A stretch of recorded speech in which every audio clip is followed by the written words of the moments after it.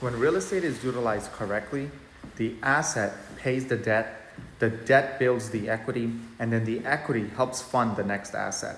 Let me break this down to you. My name is Shiraz. I'm a real estate broker selling homes like this in New York City for over a decade, and I've helped hundreds of clients buy, sell, and invest in real estate. Let's start with the first step. The asset pays the debt. Now, when you acquire a new asset, whether it's a multifamily, a commercial property, whatever it might be, it needs to service the debt that you're also taking on the property. Now, that can be, if you're buying all cash, you're just worried about taxes, maintenance, insurance, etc. But if you're taking a mortgage, which the majority of people do, and you should leverage the property and take a mortgage. So if you're doing 20, 30, 50% down, whatever that debt that you're taking, that asset needs to generate enough income to service the debt. And step number 2 is to leverage the debt to build equity.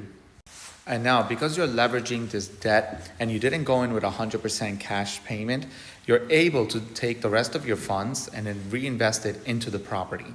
So whether that's leasing the property out at higher rents, fixing it up, bringing it up more modern and up to date, changing the facilities, adding amenities, or even making extension, adding more units and livable square footage.